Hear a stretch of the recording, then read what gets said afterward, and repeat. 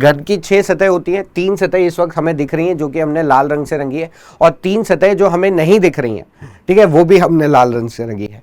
अब हमने उसके बाद क्या किया है कि इन सभी सतहों को, ठीक है, हमने क्या करा है कि अब इस बड़े घन को हमने कुछ छोटे छोटे घनों में काटा है, ठीक है। तो ये जितनी भी ये जो ब्लैक लाइन आप देख रहे हैं ना, ये जितनी भी ब्लैक लाइन आप देख रहे हैं, ये क्या है, हर दिशा से हमने एक कट लगा दिया है, ठीक है ना।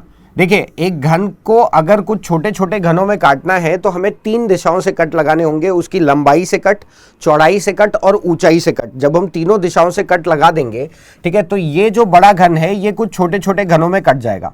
तो ये जितनी ब्लैक लाइनें आप देख रहे हैं, ये ब्लैक लाइनें आपको क्या बता रही हैं, ठीक है, ये ब्लैक लाइनें आपको क्या बता रही हैं, छोटे छोटे कट बता रही हैं।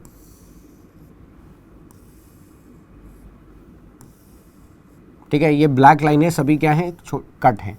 तो आपने क्या करा, इस ठोन घन की सभी सतहों को एक समान रंग से रंगा और उसके बाद आपने इस घन को छोटे छोटे घनों में काट दिया, इस बड़े घन को ऐसे करके छोटे छोटे घनों में काट दिया, ठीक है। और अब आपसे एग्जामिनर ये पूछेगा कि सर जब आप इस बड़े घन को कुछ छोटे छोटे घनों में काटते हैं तो कितने ऐसे घन होंगे जिनकी एक सतहों पे रंग होगा, या 2 सतहों पे रंग होगा, या 3 सतहों पे रंग होगा, या 4, 5, 6 सतहों पे रंग होगा, या कुल मिलाकर जब इस बड़े घन को छोटे छोटे घनों में काटा जाएगा तो कितने घन बनेंगे, ठीक है। तो एक चीज ध्यान में रखेगा कि जब भी आप एक बड़े घन को कुछ छोटे छोटे घनों में काटेंगे तो जो कुल घनों की संख्या होगी, ठीक है, जो कुल घनों की संख्या होगी उसका मान होगा एक्स क्यूब। कुल घनों की जो संख्या होगी उसका मान होगा एक्स क्यूब,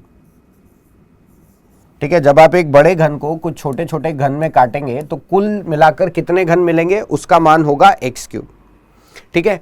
फिर ऐसे कितने छोटे घन होंगे जिनकी एक सतहों पे रंग होगा, या 2 सतहों पे रंग होगा, या 3, 4, 5 सतहों पे रंग होगा, इस तरीके के जो प्रश्न पूछे जाएंगे उसको सॉल्व करने के लिए आप एक फॉर्मूले का इस्तेमाल करेंगे, ICMCO।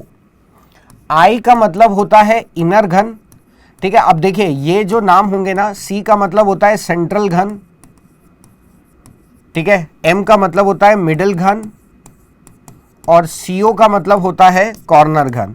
अब आप ये कहेंगे कि सर ये नाम अंग्रेजी में क्यों लिख रहे हैं, ये तो हिंदी में होने चाहिए। तो देखिए सर, एक चीज मैं आपको समझा दूं, ये जो नाम है ना, ये हमने अपने पास से दिए हैं, ठीक है। ये कोई भी टेक्निकल नाम नहीं है। टेक्निकल देखिए आप गलत नहीं है, लेकिन ये एग्जामिनर द्वारा यूज किए गए नाम नहीं है, ठीक है। ये नाम आप अपने पास से दे रहे हैं, तो एग्जामिनर कभी भी इन नामों का इस्तेमाल नहीं करेगा,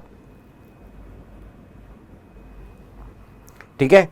पहले का जो एग्जामिनर है, ठीक है, वो इन नामों का इस्तेमाल नहीं करेगा, ठीक है। इनर घन, सेंट्रल घन, मिडल घन, कॉर्नर घन, ठीक है, इन नामों का इस्तेमाल नहीं करेगा। एग्जामिनर क्या करेगा कि यहां पर यह बताएगा कि किसी भी एक घन के कितनी सतहों पे रंग होगा। तो हम क्या करते हैं कि लेफ्ट साइड में यहां पर कुछ संख्याओं को लिखते हैं, जैसे इनर के आगे हमने लिखा 0, सेंट्रल के आगे हमने लिखा 1, मिडल के आगे हमने लिखा 2 और कॉर्नर के आगे हमने लिखा 3, ठीक है। तो ये सभी जो संख्याएं हैं ये क्या बता रही हैं आपको, फेस कलर बता रही हैं। ये सभी संख्याएं आपको क्या बता रही हैं, फेस कलर बता रही हैं, ठीक है। जैसे कि कहने का मतलब ये क्या है कि इनर घन की एक भी सतहों पर रंग नहीं होगा, ठीक है। फेस कलर का मतलब कितनी सतहें रंगी हुई होंगी, किसी भी घन की कितनी सतहों पर रंग होगा, तो ये रंगित सतहों को बता रहा है, ठीक है। ये आपको रंगित सतहों के बारे में बता रहा है कि इनर घन की एक भी सतह रंगित नहीं होगी, ठीक है। इनर घन की एक भी सतह रंगित नहीं होगी, सेंट्रल घन की केवल एक सतह रंगित होगी, मिडिल घन की 2 सतह रंगित होंगी और कॉर्नर घन की 3 सतह रंगित होंगी। तो आप देख पा रहे हैं कि यहां पर किसी भी घन के, ठीक है, अधिकतम कितनी सतहों पर रंग है, किसी भी घन के अधिकतम कितनी सतहों पर रंग है, 3 सतहों पर रंग है। ये बात आपको पता होनी चाहिए कि अधिकतम से अधिकतम आप कितनी सतहों पर रंग देख सकते हैं, 3 सतहों पर रंग देख सकते हैं।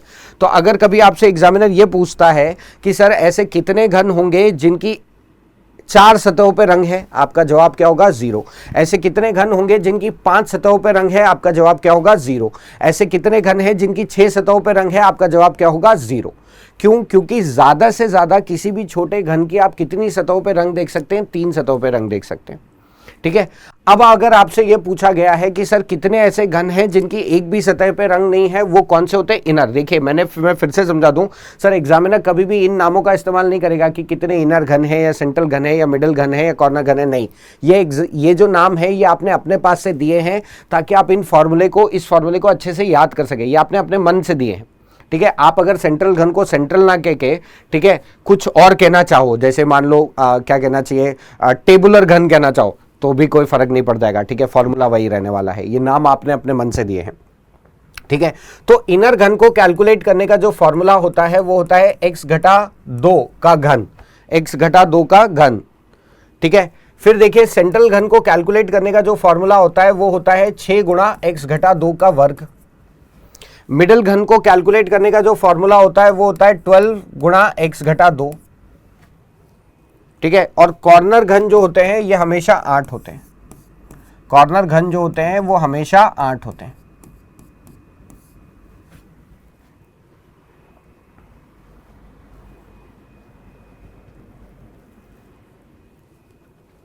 ठीक है। ये चीज ध्यान में रखिएगा, ठीक है। कॉर्नर घन हमेशा 8 होते हैं। तो ये फॉर्मूला जो है वो आपको पता होना चाहिए। एग्जामिनर क्या करेगा, इस तरीके से आपको एक घन देगा, ठीक है। उस घन को कुछ छोटे छोटे घनों में काटेगा, फिर आपसे पूछेगा कितने ऐसे कुल घन बन सकते हैं या कितने ऐसे घन बन सकते हैं जिनकी एक सतह पे रंग है या एक भी सतह पे रंग नहीं है, 2 सतहों पे रंग है या 3 सतहों पे रंग है, ठीक है। इस तरीके से आप देखिए कॉर्नर घन जो होते हैं वो हमेशा 8 होते हैं। मैं आपको एक डायग्राम में दिखा भी देता हूं, जैसे कि अगर फॉर्मूला नोट करना रह गया तो कोई बात नहीं, अभी वापस चलेंगे हम उस पर। देखिए यहां पर इस स्क्रीन पर ये मैंने आपको कॉर्नर घन की एक इमेज दिखाई है, ठीक है। यहां पर देखिए इस तरीके से ये जो लाल रंग से ये जो घन आप देख रहे हैं ना, ये सभी क्या है, कॉर्नर घन है।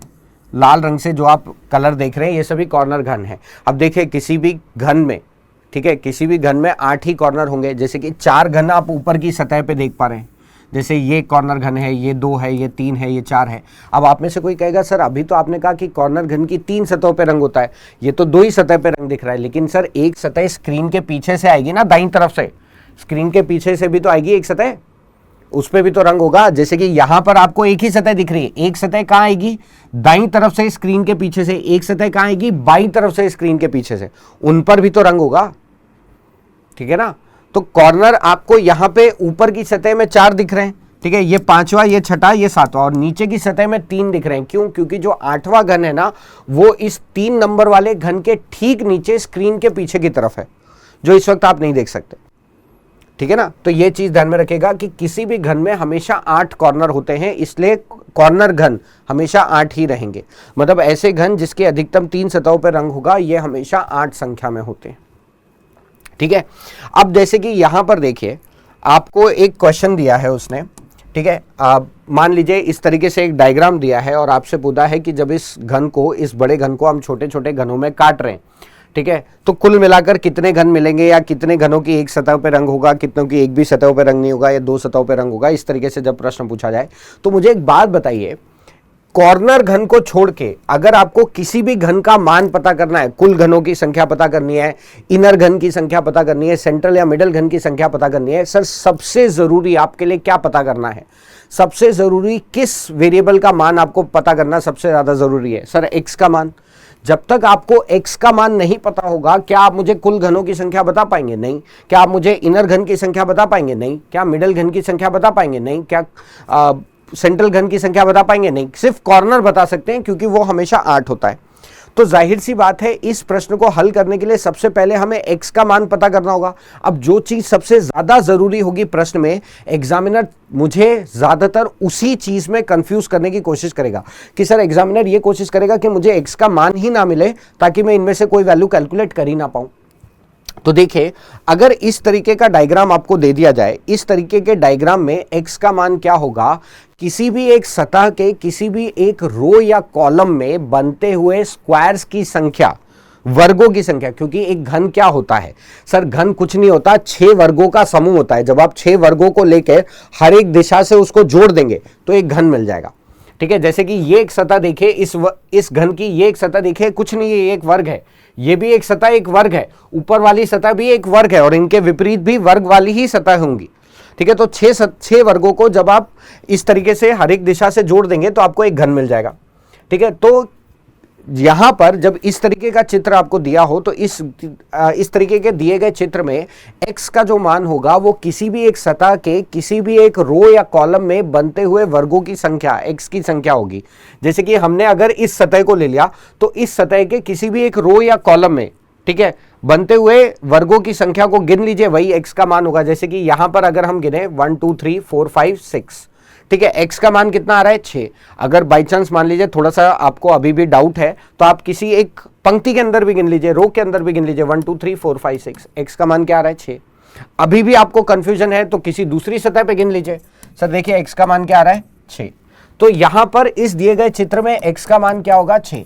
तो जब इस बड़े घन को हम छोटे छोटे घनों में काटेंगे तो कुल घनों की संख्या कितनी मिलेगी? कुल घनों की संख्या कितनी मिलेगी? 6 का घन। 6 का घन कितना है?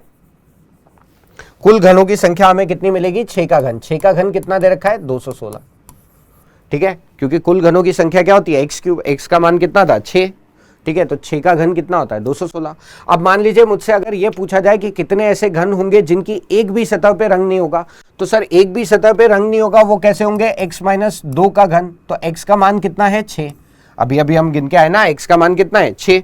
तो x का मान 6 है, 6 घटा 2 4, 4 का घन कितना हो गया? 64, ठीक है। फिर मान लीजिए अगर हमसे ये पूछा कितने ऐसे घन हैं जिनकी एक सतह पे रंग है। एक सतह पे रंग वाले कौन से होते हैं? सर सेंट्रल घन। सेंट्रल घन का फॉर्मूला क्या होता है? 6 गुणा x घटा 2, ठीक है, इस तरीके से। तो यहां पर देखिए x का मान कितना है? 6, तो ये हुआ 6 गुणे 6 घटा 2 का वर्ग। 6 घटा 2 कितना होता है? 4, 4 का वर्ग 16, 16 गुणे 6 96। तो यहां पर कितने हो जाएंगे सेंट्रल घन? 96। फिर आपसे पूछे कितने ऐसे घन होंगे जिनकी दो सतहों पे रंग होगा। दो सतह वाले कौन से होते हैं? मिडल, जिसका फॉर्मूला होता है 12 गुणे x घटा 2। x का मान कितना है? 6, 6 घटा 2 4, 12 गुणे 4 48,